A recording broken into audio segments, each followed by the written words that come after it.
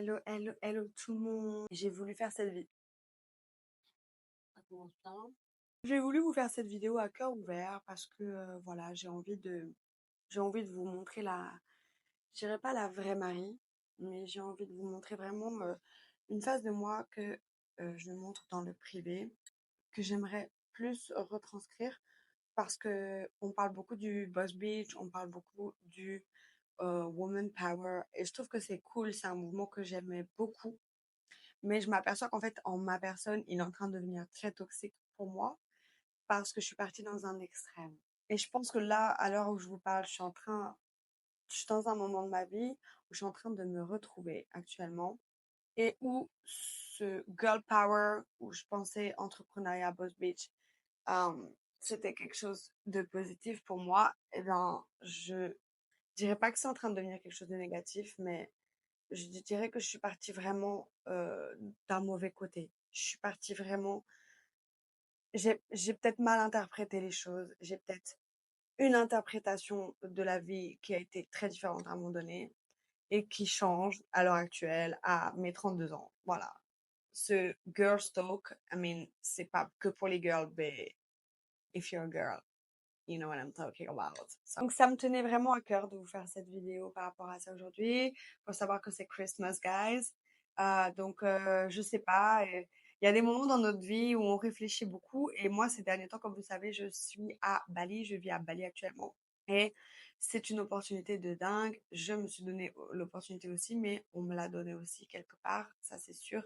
Ici, j'ai parlé avec des gens qui ont beaucoup de recul sur la vie, aussi observé certains comportements et notamment le mien où je peux plus plonger dedans que d'habitude en fait. Il faut savoir que pour moi, tout a commencé après une rupture qui a été une rupture très dure, comme beaucoup de ruptures, je pense. Il n'y a pas de rupture facile, je pense, hein. En fait, à ce moment-là de ma vie, ben, je me suis complètement retrouvée, ok? Enfin, retrouvée. J'avais plus possession de ma propre vie, de ma propre existence. J'étais dans de la manipulation H24. Et pour moi, c'était être seule, sans rien, c'était pire que d'être avec cette personne qui me faisait du mal. Plusieurs fois, j'ai voulu passer la porte et plusieurs fois, en fait, je me suis dit non, mais qu'est-ce que tu vas faire et tout. Et cette personne-là, elle me manipulait, en fait, tout simplement. Et j'en avais pas vraiment conscience parce que franchement, je pensais qu'aussi c'était de l'amour. En fait, pas du tout. Après, je ne dis pas que j'étais parfaite parce que il faut pas dire ça, c'est faux. Mais je pense qu'en fait, à cette époque, j'étais beaucoup plus gentille, manipulable. J'étais très, très gentille, très docile, très à l'écoute. Alors, je ne dis pas que je ne suis plus à l'écoute, mais c'était dans le trop, vous voyez, et je me suis vraiment endormie à l'esprit. Je suis arrivée à un moment de ma vie où en fait, j'avais plus conscience de qui j'étais. Je n'agissais plus pour moi-même, ok? J'étais devenue un robot. Tout ce que je faisais était dicté. J'ai eu une perte de confiance énorme. C'est quelque chose que je pensais avoir résolu avec le temps. Et en fin de compte, je ne dis pas que je ne l'ai pas résolu parce que ce serait faux. J'ai énormément progressé là-dessus. Mais en fait, au-delà de la confiance, il y a quand même quelque chose derrière qui ne va pas. Et je ne sais pas si c'est une confiance en moi ou si c'est une confiance que je pourrais avoir envers les hommes, envers, et même si je pense que les deux sont intimement liés. Et puis, il y a ce moment, vous savez, où je pars vivre aux États-Unis, où pour moi, je me dis, ça y est, ma vie, elle va changer du tout au tout, ce qui a été vrai. Aux États-Unis, j'ai fait un petit peu n'importe quoi, dans le sens où je rencontrais des hommes, je m'amusais. En fait, c'est comme si vraiment j'avais eu une jeunesse que j'avais pas eue, puisque j'étais en couple toutes ces années, depuis beaucoup d'années. Et je me suis amusée, j'ai profité de la vie, j'ai profité de ma vie, j'ai profité de ma jeunesse. Puis, il y a eu un moment donné où j'ai repris espoir en l'être humain, en l'homme. Mais en fait, dans ma tête, pour moi, j'avais quand même cette peur. Et je contrôlais tout ce que je faisais, tout ce que je disais. Et j'avais une énergie, malgré que j'étais une femme très féminine, parce que j'étais souvent en talons, j'étais souvent habillée très sexy, très, très classe. J'avais quand même cette énergie masculine qui se dégageait. Mais moi, pour moi, c'est ma protection. Et en fait, c'était un peu ma manière de montrer, gars, je suis obligée de couper certains moments de la vidéo. C'était, en fait, pour moi, une sorte de manière de me protéger, maladroitement ou inconsciemment ou je ne sais pas. Je pensais que, tu vois, j'allais, inconsciemment m'en sortir, que j'allais, guérir de mes blessures et que tout allait rentrer dans l'ordre, tu vois? Je pensais intimement que ça allait se passer comme ça et tout. Sauf que en fait, quand tu connais des choses difficiles, même si tu as la meilleure des mentalités, si tu ne répares pas tes traumas, si tu ne travailles pas dessus, il y a rien qui va se régler. Il y a rien qui va se régler malheureusement. Tu pourras évoluer dans la profondeur, ça va pas changer. Dans le toi intérieur, ça va pas changer. Et la moindre contrariété, la moindre blessure, le moindre élément extérieur qui va venir appuyer là où ça fait mal, ça va faire rejaillir tout toute cette douleur que tu as voulu enfouer, étouffer. Enfin, je parle pour moi en tout cas. Et en fait, ce qui s'est passé dans ma tête à un moment donné de ma vie, c'est OK, je vais être une boss bitch, je vais être une girl power, je vais tout faire dans ma vie pour réussir et je vais écraser les mecs. Mais je me suis pas dit ça dans ma tête. Vous voyez, je me suis pas levée un matin en me disant je vais écraser les hommes. Mais inconsciemment, c'est un peu ce qui s'est passé, vous voyez. Pourtant, j'entretiens des très bonnes relations avec les hommes. J'ai que des amis hommes pratiquement. Enfin, j'ai des amis filles, hein, mais je veux dire, depuis mon adolescence, depuis que je suis toute jeune, je n'ai que des amis hommes. Je n'ai pas la haine de l'homme. Le problème, c'est que moi, je me suis vraiment enfermée dans une vibe de c'est moi la plus forte. Je n'ai pas besoin de toi. Je n'ai pas besoin d'un homme. Ça veut dire que le moindre homme qui essayait de rentrer dans ma vie, je lui prenais sa place, il n'avait pas sa place. Il n'avait pas sa place. Parce que mon énergie et mon agressivité, parce que j'étais aussi très agressive, ça prenait tout le dessus, ça prenait. En fait, je devenais agressif, je devenais insociable, je voulais plus entendre parler d'hommes. Il fallait toujours que j'ai ce rapport de force avec un homme, toujours, toujours, toujours. J'ai eu un moment où je sais pas si on peut appeler ça un burn-out parce que peut-être c'est un burn-out, je sais pas, je ne saurais pas mettre des mots dessus. J'ai arrêté de fréquenter des hommes, tout simplement. Je ne fréquentais, je n'avais aucune relation avec personne et je me protégeais comme ça. Et c'est toujours le cas, je suis toujours dans ce cas-là. Ça va faire 2 ans que c'est comme ça. Alors 2 ans, c'est très long, hein. Et le truc, c'est qu'en fait, ok, je souffre pas, je suis dans ma protection, je suis dans mon travail, je suis à Bali, je suis coach sportif, je suis en train de travailler sur mes projets. Waouh, genre ma vie, elle est grandiose. Je suis fière de moi, je suis fière de ce que j'ai accompli, je suis fière de la coach que je suis devenue, je suis fière d'aider les autres, je suis fière d'apporter ce bonheur aux autres. C'est quelque chose qui a donné un sens à ma vie, mais qui n'a pas guéri ma vie. Je pense que c'est un long process. De toute façon, le process de guérison, pour moi, il est très très long. On ne réagit pas tous de la même manière. Il y a des gens qui vont faire l'inverse de moi, qui vont se réfugier dans les relations amoureuses. Et il y a des gens comme moi qui vont se renfermer dans du travail, dans autre chose. Moi, ça a été ça. Girl boss, boss bitch, on n'a pas besoin des hommes. Et en fait, je trouve que ce mouvement, ce comportement que j'ai eu, il a été toxique et je ne vous conseille pas de faire la même erreur que moi, les filles. Il faut trouver un juste milieu dans ce monde de fous qui n'est pas facile, mais c'est possible. C'est possible de te créer ton petit cocon, ton petit monde, ton petit bonheur. Je connais pas vos traumas, donc c'est pour ça que là, je vous parle que des miens. Je peux vous parler que de ce que je connais et des gens qui m'entourent autour de moi. Et je vois qu'en fait, c'est un schéma qu'on répète souvent, l'être humain. Les relations humaines, l'amour, tout ça, c'est quand même quelque chose qui revient assez souvent. Et en fait, avec le temps, je me suis aperçue que c'était toxique et que je pouvais pas, si je continuais comme ça, aucun homme ne pouvait rentrer dans ma vie. La porte, elle est fermée à double tour. Qu'est-ce que je fais? Parce que je ne suis pas heureuse. Je ne suis pas heureuse. Je suis heureuse, mais je ne suis pas heureuse. Vous voyez ce que je veux dire? Parce que, en fait, je suis heureuse parce que je me débrouille toute seule. C'est des choses que j'aurais jamais cru faire. Je suis très indépendante et tout et tout. Ça, je suis très heureuse. Par contre, je suis pas heureuse de ressentir ça. Je suis pas heureuse de ressentir la tristesse. Cette vidéo n'est pas facile à tourner, mes amis, hein. Ça va le faire. Donc pour en revenir sur cette énergie masculine, ça fait un moment que je veux vous faire cette vidéo parce que pour moi elle est trop importante et parce que je pense que réellement je peux aider du monde en faisant ça. Toute l'année je vous aide avec la diète, avec le sport. D'ailleurs si dans la tête ça ne suit pas, Ça marchera pas. Et je pense que en fait, la base du problème qu'il faut prendre pour moi, il faut le prendre direct, ce problème, c'est ça, c'est se dire, ok, je ne vais pas bien. Déjà, réussir à te dire, je ne vais pas bien, pourquoi mes comportements, pourquoi j'agis tel ou tel comportement, tu vois. J'ai des traumas, etc. Et les reconnaître. Et ça, c'est très dur. Et ça, c'est quelque chose, j'ai mis du temps, des années, très longues à mettre des choses en place ou à comprendre.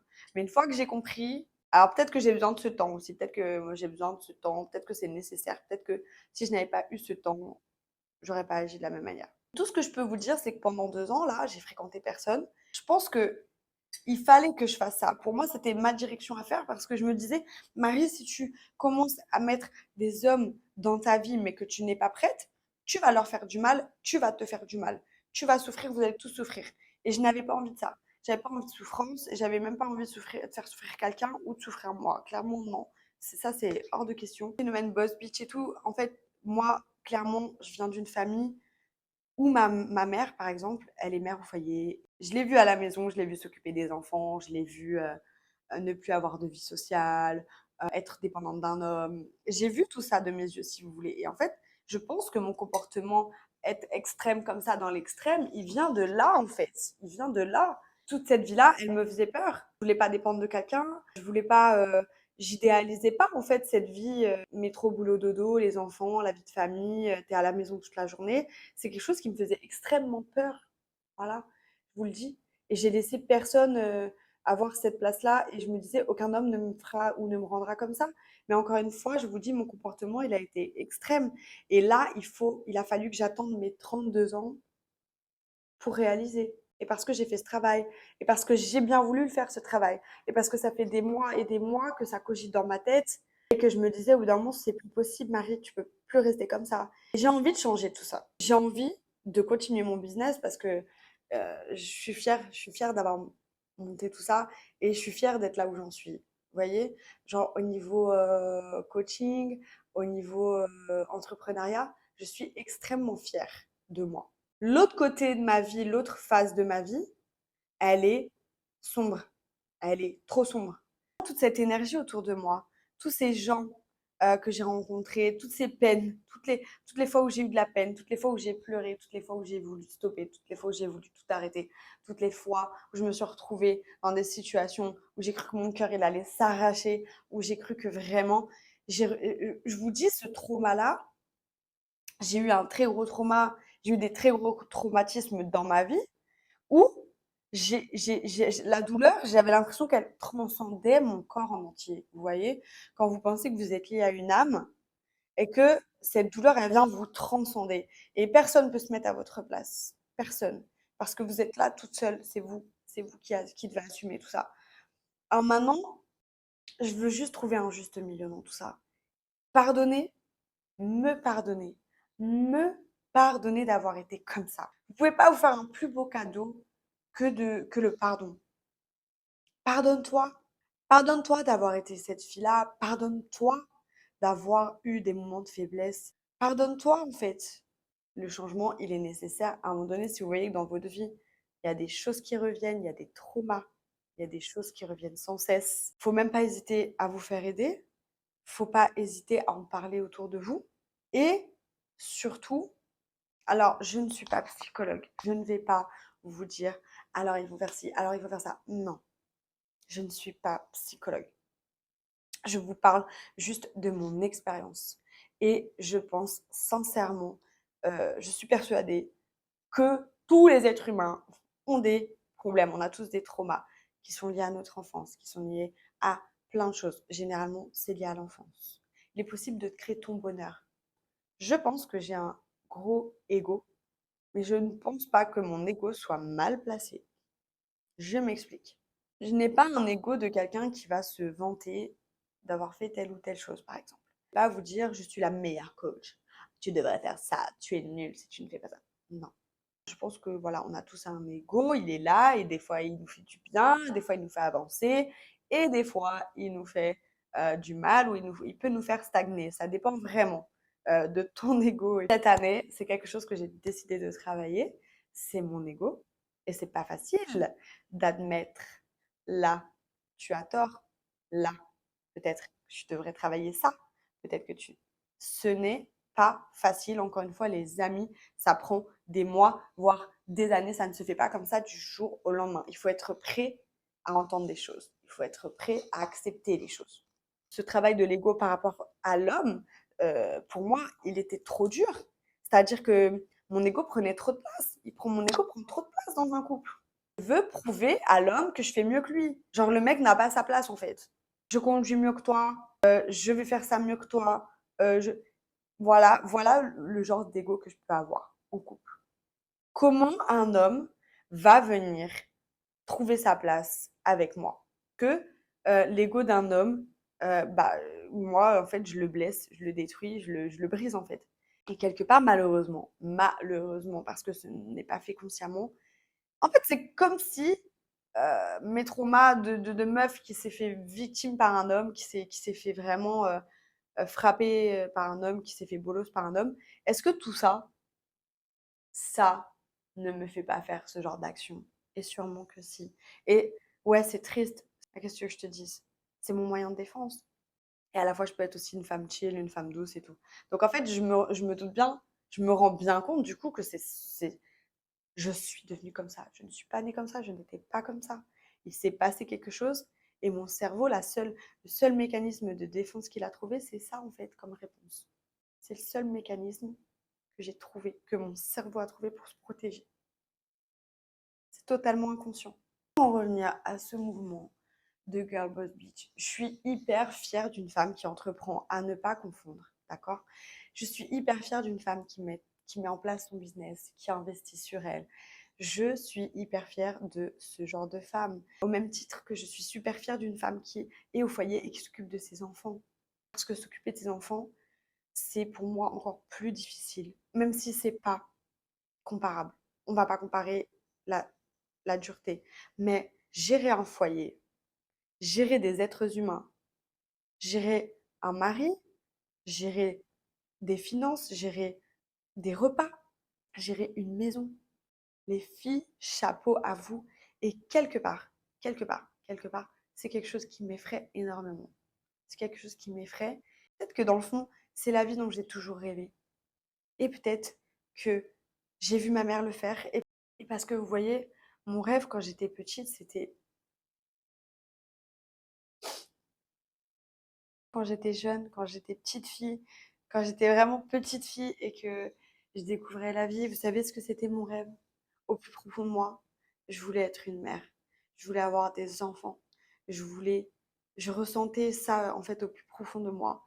Et c'est tous ces traumas, toutes ces choses mis bout à bout, tout ce que j'ai connu, tout ce que j'ai vu, ça m'a tellement effrayée. Je voulais avoir des enfants, je voulais avoir un foyer, je voulais avoir un mari, je voulais aimer, je voulais être aimée, je voulais tout ça.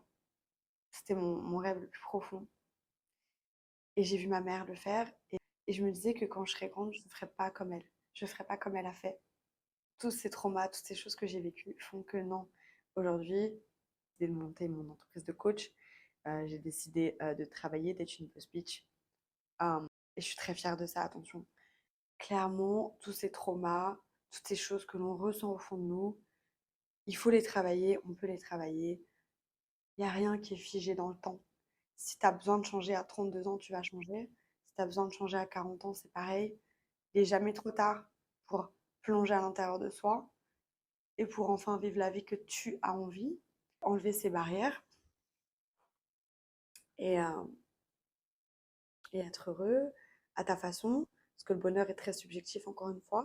Donc les filles, continuez à faire ce que vous faites, continuez à entreprendre, continuez à faire tout ça. Moi, le problème, c'est que j'avais vraiment dégagé une haine envers les hommes. J'avais vraiment dégagé un mal-être intérieur trop profond envers les hommes.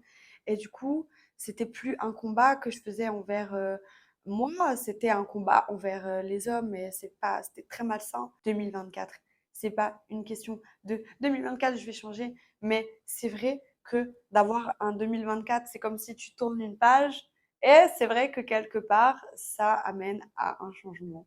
L'amour, c'est quelque chose aujourd'hui qui me fait extrêmement peur, les relations amoureuses. Mais c'est quelque chose que je suis capable de comprendre, je suis capable de travailler. Je ne suis plus fermée, c'est-à-dire qu'il y avait des doubles verrous, Maintenant, la porte, elle est verrouillée, mais il n'y a plus vraiment de clé. Vous voyez ce que je veux dire? C'est moi, juste à ouvrir le loquet comme ça. Ça m'a fait énormément de bien de vous parler de ça. Ça m'a fait énormément de bien d'être transparente, honnête. Il y a des coupures à ce montage parce que j'ai franchement pleuré dans cette vidéo. Parce que même moi, en même temps que je vous parle, ça me remonte des souvenirs, ça me remonte des émotions qui sont douloureuses. Je vous souhaite, mais tellement, tellement de trouver votre paix intérieure, de trouver enfin une voie à vos traumas, de trouver enfin, pas quelque chose pour compenser un mal-être, mais de travailler dessus, de l'accepter, de l'accepter. Il fait mal à votre ego, il va vous faire mal à un moment donné. C'est sûr que notre ego n'a pas envie d'entendre des choses, n'a pas envie, mais je t'assure, je suis la preuve que c'est extrêmement bénéfique. Et je pense qu'honnêtement, si j'avais pas fait tout ce travail de compréhension, le travail sur moi, je ne serais pas là où je suis à l'heure actuelle. Ce n'est pas prétentieux de dire ça, je le dis pas en mode oh waouh, j'ai réussi ma vie mieux que quelqu'un d'autre, c'est faux. Tu peux très bien réussir ta vie financièrement et être dans des problèmes niveau sentiments, etc. Et c'est souvent le cas malheureusement. Moi, je veux trouver le juste milieu à tout ça et il y a un juste milieu. Il faut que tu sois capable d'être toi-même et de plonger à l'intérieur de toi. C'est dur à faire. Ce n'est pas impossible et tout le monde peut le faire. Voilà les gars, j'espère vraiment, vraiment, vraiment que cette vidéo elle vous a plu et je pense que je ferai un petit peu d'autres formats dans ce genre parce que c'est ce que je kiffe faire et que sur la chaîne YouTube, j'ai pas envie que de parler de sport parce que je parle déjà beaucoup de sport sur Instagram. J'ai envie de faire un petit peu autre chose sur YouTube, que ce soit un petit peu des vlogs, que ce soit un petit peu de parler du coup des girls talk, des trucs comme ça. J'ai vraiment envie de faire ça avec vous. Dites-moi ce que vous en pensez dans les commentaires. Je vous embrasse, je pense bien à vous, je vous souhaite des bonnes fêtes. Profitez, allez le voir sur mon compte Instagram parce que je vous donne pas mal de conseils de nutrition et sport. Ensemble sur cette chaîne, on va guérir nos traumas. Je vous fais des énormes bisous, je vous embrasse et je vous dis à la semaine prochaine, la team Savage. Love.